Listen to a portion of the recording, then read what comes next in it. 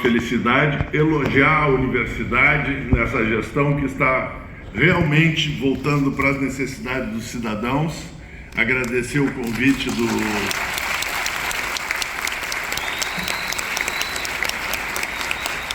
Dr. César e da Rita, que muito me honrou, né, estar aqui, ainda mais numa mesa desse nível. Eu queria dizer o seguinte: eu pretendo falar de desafios e de possibilidades dessa crise. Preciso, em primeiro lugar, falar do lugar de onde eu falo. O lugar de onde eu falo é de alguém que em agosto fará 54 anos de luta ambiental e que se criou nesta universidade, né?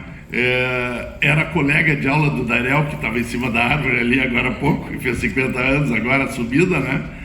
Exatamente no meu ingresso na universidade, o que nos deixar concluir que eu entrei no ensino fundamental na HPAM. Mas também é meu lugar alguém que trabalhou a vida inteira com capacitação de professores em municípios de educação ambiental e também com planejamento de desenvolvimento sustentável. Isso é importante para onde eu vou chegar. E hoje trabalho com pesquisa sobre a paradigma da complexidade aplicado à saúde, à educação e agora ao desenvolvimento. Então, esse que fala. Nós temos grandes desafios. Eu acredito que um deles, e mais silencioso, é o da normose, como definida por Leloup e Crema, né? Que é essa capacidade da gente buscar a curva normal no comportamento e também de se adaptar e esquecer o que passou. Por que eu digo isso? Porque nós estamos faz um ano e parece que nunca aconteceu. E já tem gente vendendo terrenos nas áreas de risco, né? Muito pouca coisa realmente foi feita e a cidadania, de uma forma geral, parece que não está interessada nos bilhões de reais que vieram para cá e estão sendo gastos. Nem sempre da melhor forma.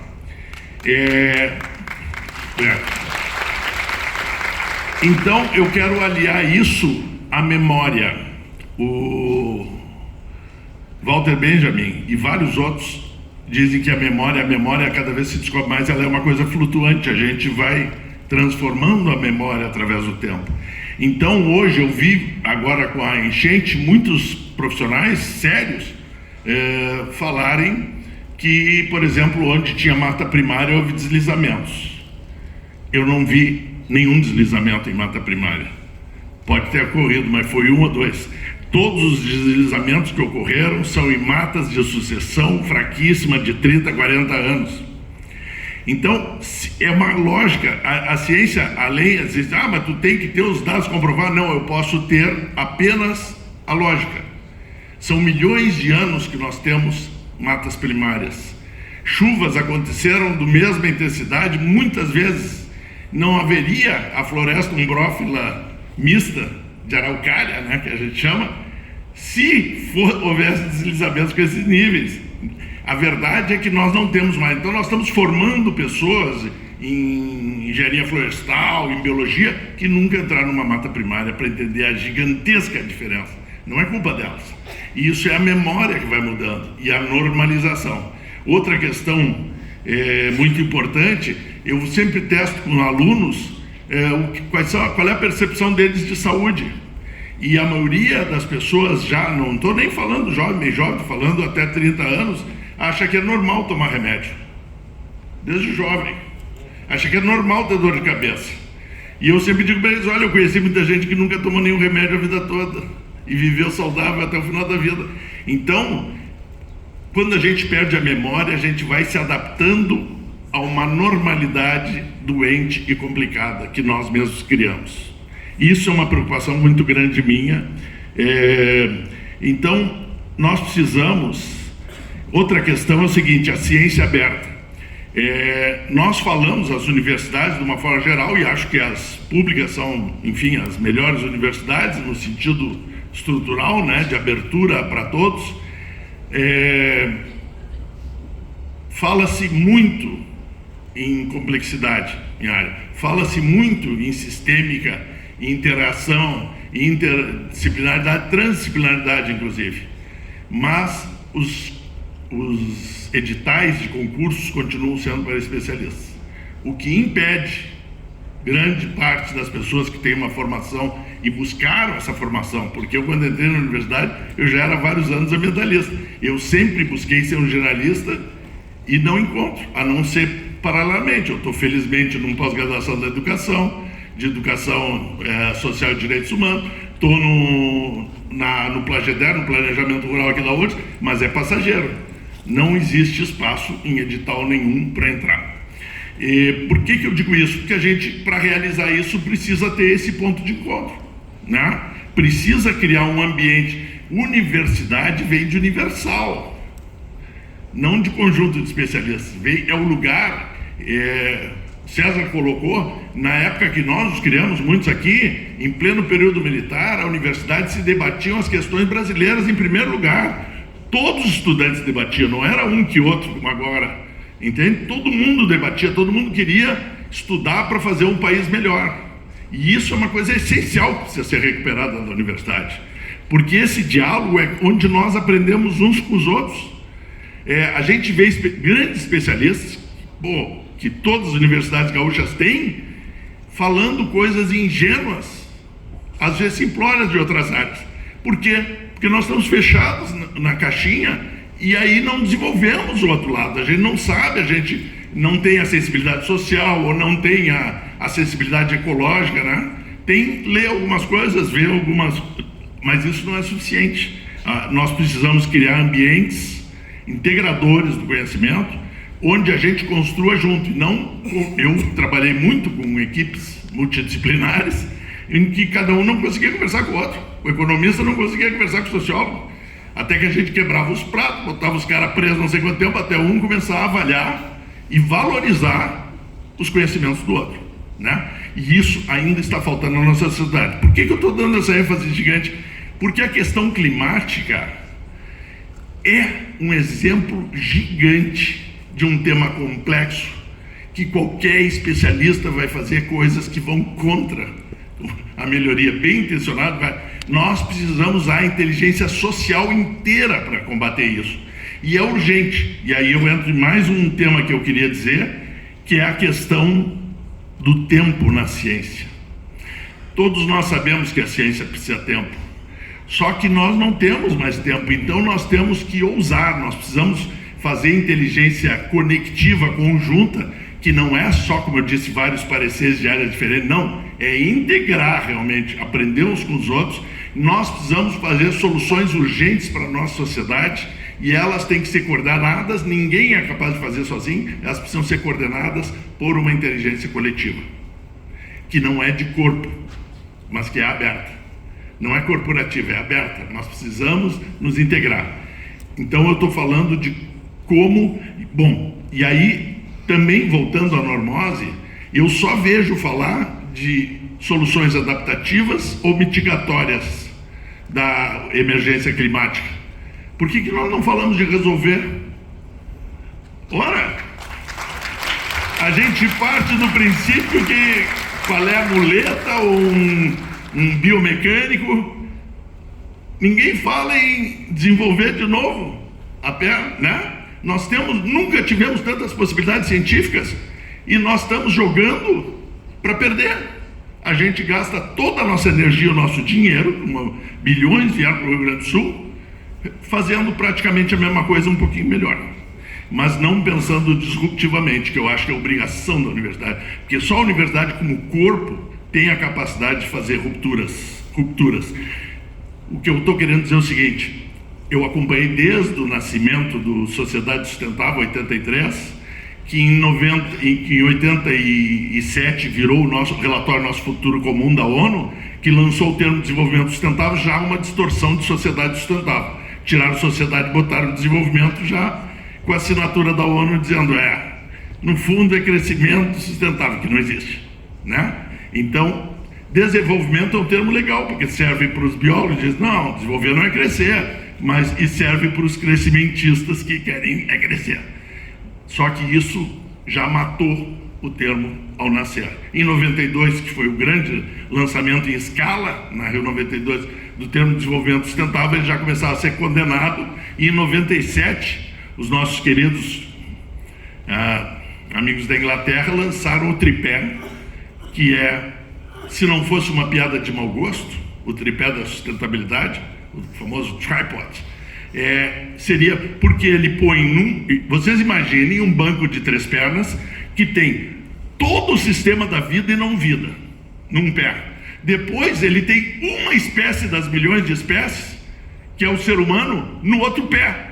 Então é ambiental, social, e depois ele tem em toda a criação humana, cultural humana da história, uma matéria, que é a economia, no outro pé. Então é o tripé, é o único tripé no mundo que não tem estabilidade, né? E já nasceu morto. Então, por que eu estou dizendo isso? Porque nós aprendemos nesses últimos 30 anos, quase 40 anos, né? Quantos anos? Da 92 para cá? Não, 33. Nós aprendemos a maquiar a sustentabilidade como se fingir que não existe o problema, resolvesse ele. E nós estamos gastando milhões no planeta para maquiar a sustentabilidade, e o planeta está em emergência. E nós estamos em risco de extinção. Felizmente, a nossa espécie, infelizmente, várias outras que nós estamos carregando junto, mas não o planeta. Como muitos dizem, o planeta não está em risco de extinção. Ele talvez esteja em risco de libertação. Mas, como nós trabalhamos para manter, inclusive, a nossa espécie, nós entendemos que, bom, isso eu estou ainda nos desafios. Um dos desafios, e aí eu concordo com o César, seguir o dinheiro. Nós não estamos acompanhando os milhões de reais que vieram para salvar da crise. Por exemplo, para o setor, eu tive um debate recente com o presidente do Hidrovias e não sei mais quem, para o setor de desassorear as hidrovias, que é uns trechinhos desse tamanho assim, foi 240 milhões. Em toda a história das hidrovias, eles nunca tinham visto tanta grana. Só que para desassorear, eu disse, não, isso aí não precisa, isso aí 20 milhões tu resolve. É verdade, vão reformar porto, fazer um monte de coisa. E ainda por cima, tudo isso facilitado pela crise, com concorrências facilitadas de emergência, né?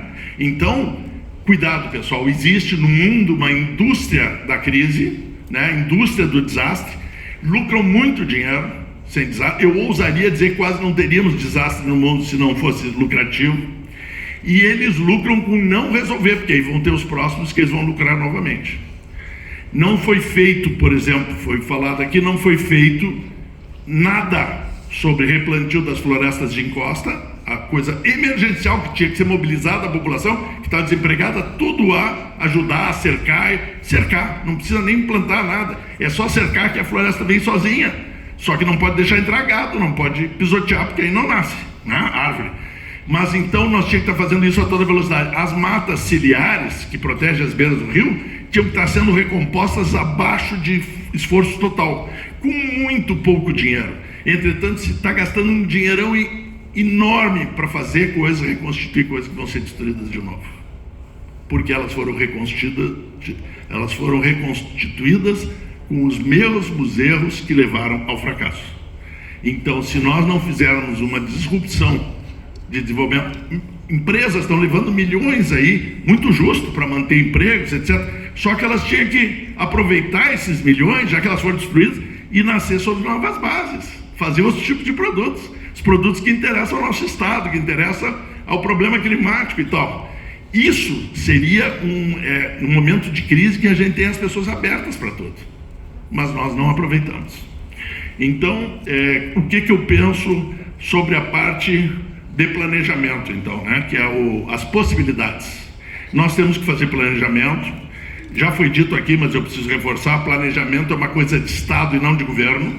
No Brasil, o planejamento, quando existe, é de governo, sai o governo, troca tudo, planejamento é uma coisa de médio e longo prazo, ela tem que ser estatal, ela tem que ter funcionários de competência, estáveis, etc., para realizar isso aí, e na minha opinião, ele tem que ser, a única forma de fazer um planejamento disruptivo é um planejamento participativo, com a população, com os conjunto de conhecimento da sociedade. E aí nós, bom, a universidade, pelo menos aqui, já está muito aberta, tem que aprender a aproveitar o conhecimento dos nossos povos ancestrais. Todo o conhecimento é bem-vindo, se ele se soma. O conhecimento, por ser indígena, não é melhor que o nosso, mas ele existe e sobrevive há muito mais tempo que o nosso. Então, ele tem que ser levado em consideração. Nós temos que ouvir.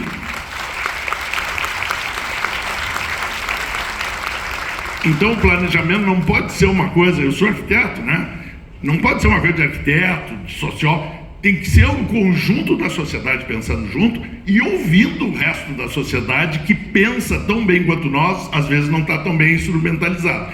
Por isso, o planejamento, que eu imagino de um desenvolvimento diferenciado e disruptivo, ele vai incluir a sociedade e vai educar a sociedade, porque não adianta dar voto para as pessoas, como se faz, e manipular elas para votar, né? Nós precisamos fazer o que anos atrás em Porto Alegre foi feito, eu acho que nas coisas maiores do mundo, eu acompanhei desde o início, como HPAN, o orçamento participativo.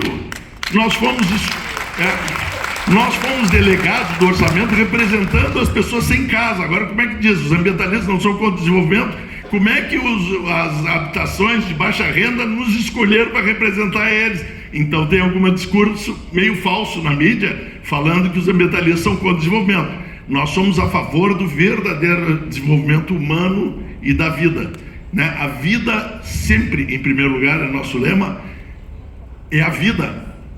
Desenvolver não é crescer, desenvolver é qualificar. Nós precisamos qualificar a nossa sociedade. Nós vivemos no país mais rico do mundo, por todas as razões que eu poderia ficar o tempo que eu tenho aqui enumerando, mas nós vivemos e um povo cada vez mais pobre, o que é absolutamente uma insanidade, né? Então, o que eu queria dizer aqui? E a pesquisa, eu posso falar, porque eu não vou perder o emprego, né? A pesquisa precisa ser voltada, sobretudo, para as demandas da sociedade, da cidadania. E nas universidades públicas, então, nem se fala. Então, nós temos que, óbvio, poder dar uma voada. Eu também gosto de voar, minha pesquisa é bem voadora, né? Mas nós temos que trabalhar grande parte do tempo atendendo às demandas daqueles que pagam a conta da universidade e que criaram a universidade para educar os seus filhos, que hoje ela já é acolhedora, né? Não só para a elite, como era na nossa época. Então, nós precisamos de uma ciência engajada de verdade, não é só informar o que descobriu, não, é construir junto. E acho que as tuas cortes são um exemplo espetacular disso.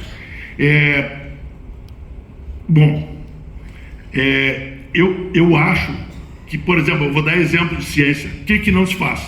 A gente sabe o que se faz, todo mundo sabe aqui.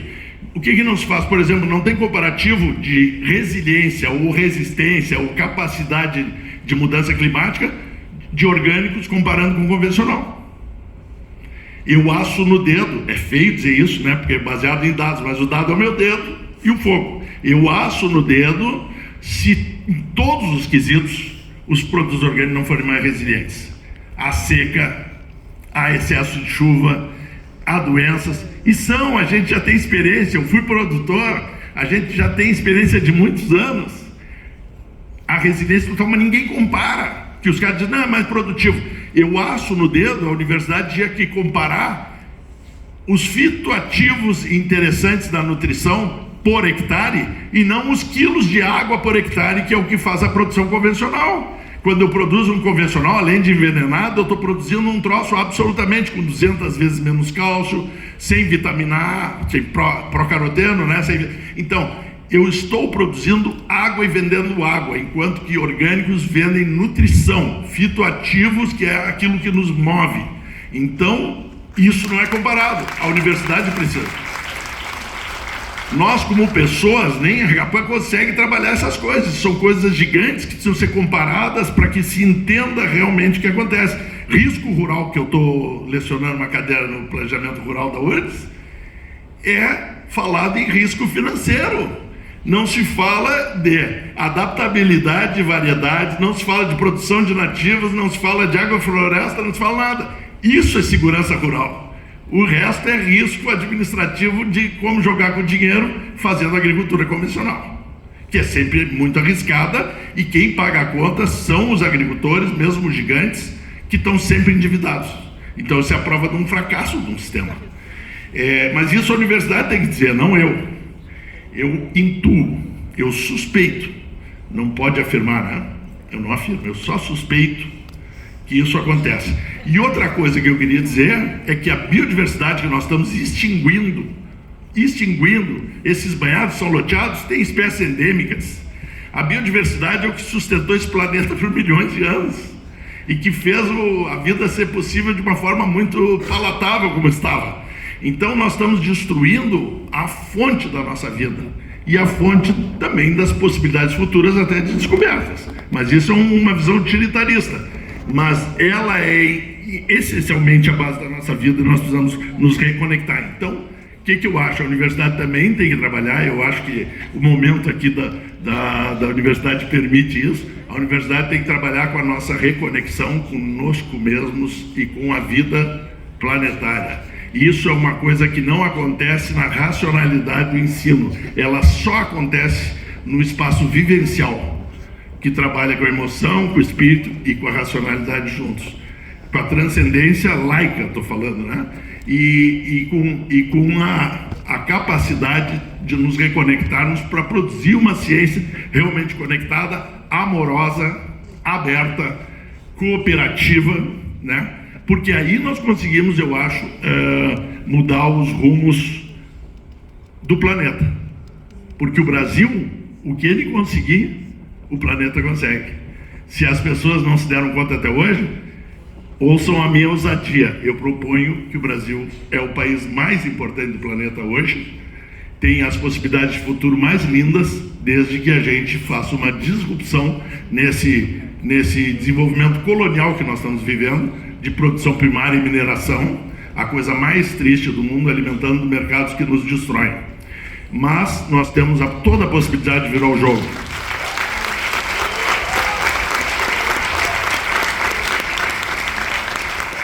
Bom, então eu acabo aqui, eu já estourei meu tempo, e eu acabo aqui dizendo assim, ó, ninguém é obrigado a sair dos seus lugares de proteção, mas eu acho que é muito legal a possibilidade de sair, e eu acho que tem do lado de fora uma coisa muito mais realizadora, que a gente pode até abandonar os remédios para depressão e todas essas coisas que viraram alimento diário de todo cidadão planetário. Então, eu convido as pessoas a gente fazer um movimento para unificar de novo o conhecimento a nosso favor. Obrigado.